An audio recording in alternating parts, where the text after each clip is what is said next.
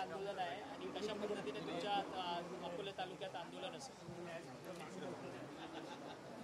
खरं तर बंजारा समाज आदिवासी मध्ये घुसखोरी करू पाहतोय आणि मला वाटतं हे शक्य नाही. आतापर्यंत बऱ्याच समाजांनी आदिवासींमध्ये आरक्षण मागितलंय, परंतु डॉक्टर बाबासाहेब आंबेडकरांनी आम्हाला घटनेच्या 342व्या कलमानुसार आरक्षण दिलंय. खरं तर त्यांनी घटना वाचली पाहिजे, क्षेत्रबंधन वाचलं पाहिजे, त्यातमध्ये कोणकोणत्या जमाती आहेत, कारण आम्ही जमातीमध्ये आहेत, आम्ही काही जातीमध्ये नाही. त्यामुळं 100% बंजारा काय पण जे काही घुसखोरी करू पाहता हा कुठलाच समाज आदिवासीमध्ये येऊ शकत नाही.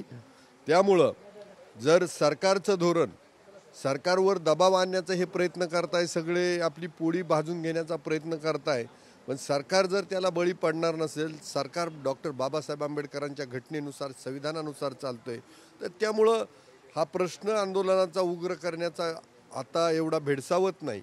परंतु वातावरण, कार्यकर्ते किंवा जनता यांच्यामध्ये रोष तयार होणं स्वाभाविक आहे, क्रियेला प्रतिक्रिया येणं स्वाभाविक आहे.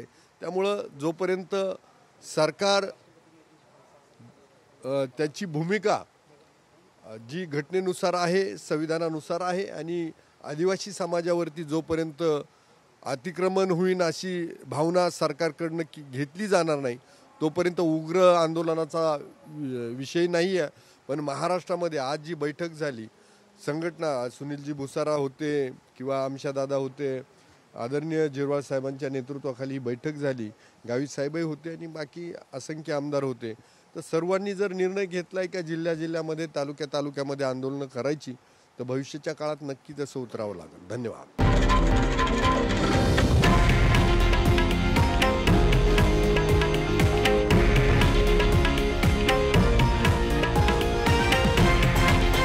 हे आहे देशातील नंबर 1 न्यूज नेटवर्क आणि आपण पाहत आहात TV9 मराठी, एकमेव.